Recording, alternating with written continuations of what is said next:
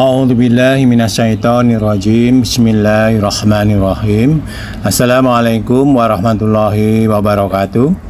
Innal hamdalillah nahmaduhu wa nasta'inu wa naghfiru wa na'udzubillahi min syururi anfusina wa min sayyiati a'malina may yahdihillahu fala mudhillalah wa may yudlil fala hadiyalah.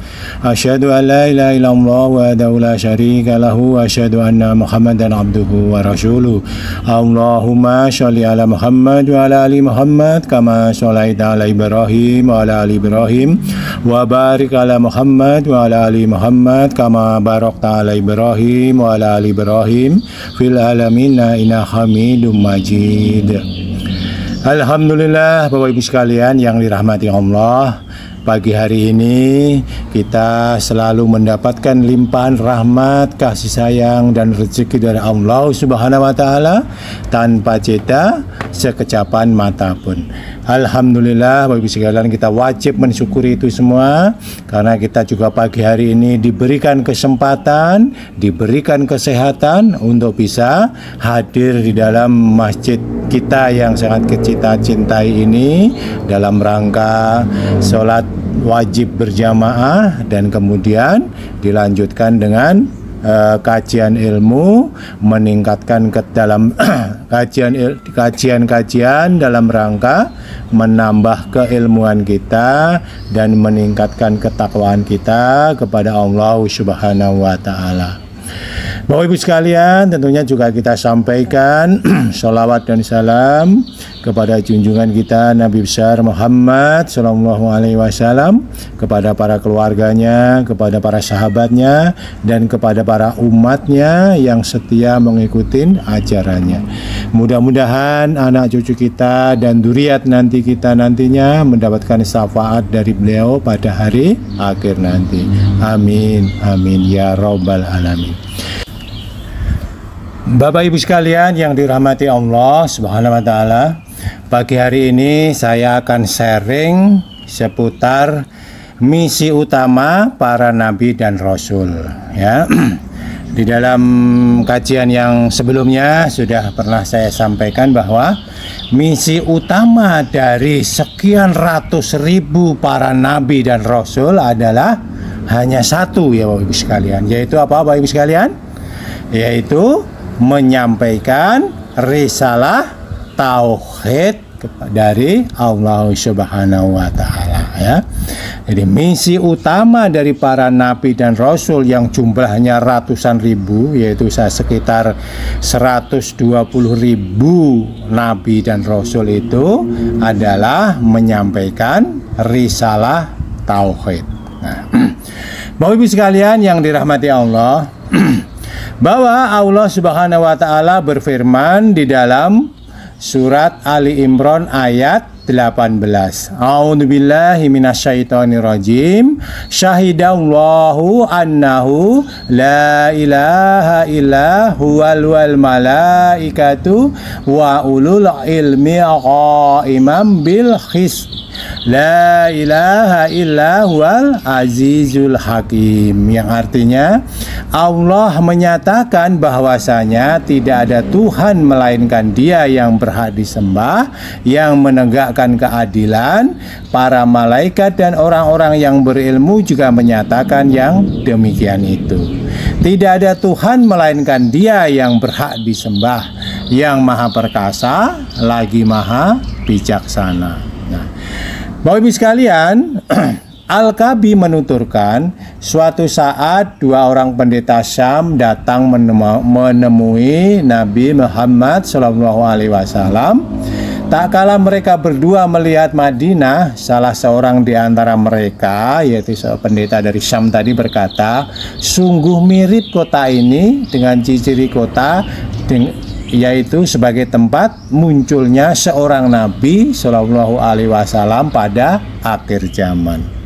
Kemudian ketika mereka berdua memasuki kota itu, kota Madinah, ya, dan melihat bertemu dengan beliau Rasulullah Shallallahu Alaihi Wasallam, kemudian mereka bisa mengenali beliau itu dengan ciri-ciri yang ada di dalam diri Rasulullah. Mereka bertanya, apakah engkau Muhammad? Kemudian Rasulullah menjawab, iya. Kemudian mereka bertanya lagi, apakah engkau Ahmad? Rasulullah menjawab, aku adalah Muhammad dan juga Ahmad. Lalu mereka berdua bertanya lagi, kami akan menanyakan kepadamu tentang sesuatu. Apabila engkau memberitakannya kepada kami, niscaya kami akan beriman dan membenarkanmu. Nabi Muhammad SAW berkata, kalau begitu tanyakanlah. Kemudian mereka pun bertanya, kabarkanlah kepada kami tentang suatu syahadat atau persaksian yang paling agung di dalam kitabullah azza wa jalla.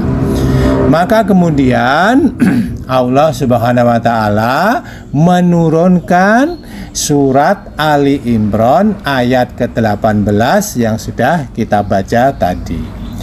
Yaitu pada saat ini dan kemudian mereka masuk Islam keduanya itu. Ini bisa dilihat di dalam Ma'alim At-Tansil yang karya dari Al-Imam Al-Baghawi rahimahullah. Nah, Bapak Ibu sekalian yang dirahmati Allah, Imam Ibnu Abil Iz Al-Hanafi rahimahullah berkata, ayat yang mulia ini maksudnya adalah surat Ali Imran ayat 18 mengandung penetapan hakikat tauhid dan bantahan bagi seluruh kelompok yang sesat. Ia mengandung persaksian yang mulia, yang paling agung, yang paling adil, yang paling jujur, dan berasal dari semulia-mulianya saksi terhadap sesuatu perkara yang paling mulia untuk dipersaksikan. Dikutip dari Syahr Al-Aqidah At-Tahawiyah yang dicetak Al-Maktab Al-Islami. Nah, makna persaksian ini adalah bahwa Allah Subhanahu wa taala telah menggambarkan, menerangkan dan memberitahukan kepada kita, juga menetapkan dan memutuskan bahwa segala sesuatu selain Allah bukanlah ilah, bukanlah sesembahan yang hak, bukanlah sesembahan yang benar. Dan bahwasanya penuhanan segala sesuatu selainnya, selain Allah Subhanahu wa taala adalah batil yang paling batil, sebatil-batilnya kebatilan. Nah, Allah Subhanahu wa taala menetapkan hal itu, yaitu ilahiyah pada selain Allah adalah suatu kedzaliman yang paling zalim.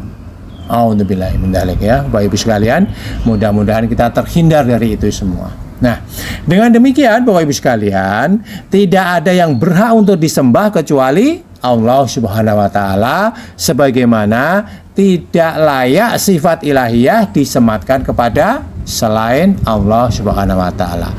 Konsekuensinya apa? Konsekuensinya tentu saja hal ini adalah perintah untuk menjadikan Allah Subhanahu wa taala semata-mata sebagai ilah dan larangan mengangkat selainnya sebagai sesembahan lain bersama Allah Subhanahu wa taala. Ini berada dalam tafsir Al-Qayyim, kitab dari Imam Ibnu Qayyim rahimahullah. Bapak Ibu sekalian yang dirahmatin Allah, di dalam surat Al-Hajj ayat 62 Allah Subhanahu wa taala berfirman, a'udzubillahi minasyaitonirrajim, dzalika bi anallaha huwal haqqu wa anna ma yad'una min dunihi huwal batilu wa anallaha huwal aliyul kabir, ya. Artinya kuasa Allah yang demikian itu adalah karena sesungguhnya Allah tiada Tuhan yang hak, dan sesungguhnya apa saja yang mereka seru selain dari Allah itulah yang batil, dan sesungguhnya Allah dialah yang maha tinggi lagi maha besar. Imam Ibnu Katsir rahimahullah menjelaskan, adapun segala yang mereka seru selain Allah adalah batil, yaitu misalnya menyeru patung sebagai tandingan, kemudian berhala, kemudian pohon-pohon atau benda-benda dan segala sesuatu yang disembah, yang dikeramatkan, yang dipuja-puja selain Allah, maka itu adalah sesembahan yang batil karena ia tidak menguasai kemanfaatan apapun maupun juga memberikan mudarat barang sedikit pun, ya. Di dalam tafsir Al-Qur'an Al-Azim. Dari Itban bin Malik radhiyallahu anhu, Rasulullah shallallahu alaihi wasallam bersabda, sesungguhnya Allah mengharamkan api neraka kepada orang yang mengucapkan la ilaha illallah dengan ikhlas karena ingin mencari wajah Allah Subhanahu wa taala. Hadis riwayat Bukhari dan Muslim. Nah, Syekh Muhammad bin Syahil Al-Utsaimin rahimahullah berkata, menjelaskan bahwa syahadat dengan lisan saja itu belum cukup. Kenapa? Buktinya adalah kaum munafik. Nah, di zaman Rasulullah itu kan sudah ada kaum munafik, ya. Dia mengucapkan syahadat tetapi mengingkarinya apa yang diserukan oleh Rasulullah. Bahwa buktinya kaum munafik juga mempersaksikan keesaan Allah Azza wa Jalla, akan tetapi mereka hanya bersaksi dengan lisan mereka. Mereka mengatakan sesuatu yang sebenarnya tidak mereka yakini di dalam hati mereka. Oleh sebab itu, ucapan itu tidak bermanfaat bagi mereka. Nah, Bapak Ibu sekalian, kemudian Anas bin Malik radhiyallahu anhu menjelaskan bahwa beliau mengisahkan pada suatu saat Nabi Muhammad shallallahu alaihi wasallam memboncengkan Mu'adz di atas seekor binatang tunggangannya, yaitu keledai yang diberi nama Ufair. Nabi Muhammad shallallahu alaihi wasallam berkata, "Wahai Mu'adz." Kemudian Mu'adz segera menjawab tentunya, ya. Ya Rasulullah, ku penuhi panggilanmu dengan senang hati wahai Rasulullah. Lalu Nabi Muhammad SAW berkata selanjutnya, wahai Mu'adz. Kemudian menyeru kedua kali ini. Mu'adz pun tergesa-gesa menjawabnya, ku penuhi panggilanmu dengan senang hati ya Rasulullah. Hal itu disampaikan sampai 3 kali Bapak Ibu sekalian, Masya Allah, ya. Kemudian setelah itu Rasulullah SAW bersabda, tidak ada seorang pun yang bersaksi bahwa tidak ada sesembahan yang benar selain Allah dan Muhammad adalah utusan Allah secara jujur dari dalam hatinya, kecuali Allah pasti mengharamkan dia tersentuh api neraka. Kemudian Mu'adz pun segera berkata, wahai Rasulullah, apakah tidak sebaiknya saya menyampaikan kabar ini kepada orang-orang agar mereka bergembira? Rasulullah kemudian menjawab, kalau hal itu Mu'adz kamu sampaikan, nantinya mereka justru bersandar kepadanya, artinya malas beramal. Menjelang kematiannya, kemudian Mu'adz pun menyampaikan hadis ini karena khawatir terjerumus dosa, dianggap menyembunyikan suatu ilmu. Hadis riwayat Bukhari Muslim. Nah, Bapak Ibu sekalian yang dirahmati Allah, inilah makanya disampaikan tadi di atas bahwa topik kajian kita itu adalah misi utama dari dakwah para nabi dan rasul, yaitu menyampaikan risalah tauhid.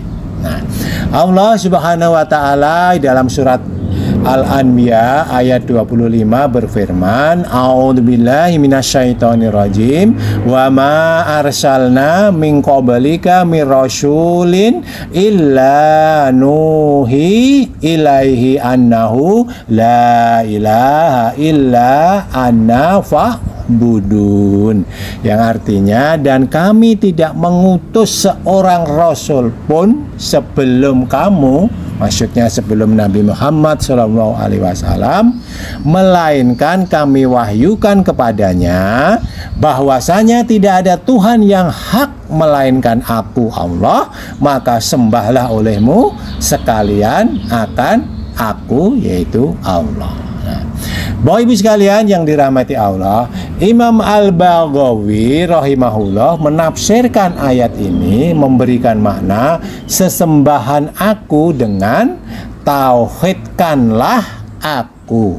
Itu bisa dilihat dalam Mu'alim At-Tanzil. Nah, sementara itu Bapak Ibu sekalian, Imam Ibnu Katsir rahimahullah menjelaskan, maka setiap kitab suci yang diturunkan kepada setiap nabi yang diutus semuanya untuk menyuarakan bahwa tidak ada ilah yang benar selain Allah. Akan tetapi kalian, wahai orang-orang musyrik, ini maksudnya kalian tidak mau mengetahui kebenaran itu, bahkan kalian justru berpaling darinya.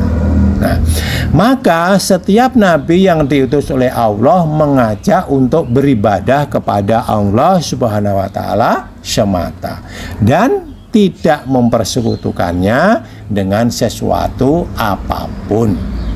Bahkan fitrah pun telah mempersaksikan kebenaran hal itu, yaitu pada saat kita masih di dalam alam kandungan, di dalam kandungan ibu kita sudah ditanya oleh malaikat akan persaksian hal itu tentang keesaan Allah.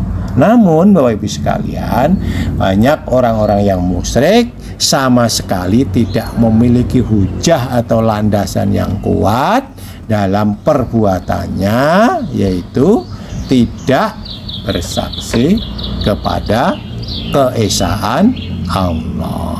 Nah, hujah mereka ini tentu saja ditolak di sisi Rabb mereka. Mereka itu layak mendapatkan murka dan siksa Allah yang amat keras. Ini tafsir dari Al-Quran Al-Azim, ya. Qayyim rahimahullah juga menjelaskan sesungguhnya kebenaran itu hanya satu, yaitu jalan yang lurus. Tiada jalan yang mengantarkan kepadanya selain jalan itu, yaitu beribadah kepada Allah tanpa mempersekutukannya dengan apapun dan menjalankan syariat yang ditetapkannya melalui lisan Rasulullah Shallallahu Alaihi Wasallam, bukan karena landasan saya nyamannya ibadah itu begini sih, saya enaknya begini sih, saya pokoknya semuanya menurut hati pribadinya gitu kan ya. Kan bukan itu. Karena ibadah itu harus mengikuti syariat tata cara yang sudah ditetapkan oleh Rasulullah Shallallahu Alaihi Wasallam. Nah, Bapak Ibu sekalian yang dirahmatin Allah, itulah yang bisa saya sampaikan, bahwa para nabi dan rasul sejak Nabi Adam pertama kali sampai nabi terakhir kita Nabi Muhammad Shallallahu Alaihi Wasallam, yang jumlahnya itu bisa mencapai ribuan, ratusan ribu, yang banyak sekali, yang beberapa hadis disampaikan sampai 120.000 nabi dan rasul, semuanya membawakan tentang risalah ketauhidan kepada Allah Subhanahu wa Ta'ala. Demikian Bapak Ibu sekalian apa yang bisa sampaikan pagi hari ini. Semoga bermanfaat bagi kita semuanya, menambahkan keilmuan kita dan menambahkan ketakwaan kita kepada Allah Subhanahu wa Ta'ala. Amin ya rabbal alamin. Kebenaran datang dari Allah Subhanahu wa Ta'ala, dan kesalahan adalah karena kefakiran saya. Mohon dimaafkan, dan silakan untuk menyampaikan saran yang hikmah agar demi kebaikan kita bersama. Billahi taufiq wal hidayah. Wassalamualaikum warahmatullahi wabarakatuh.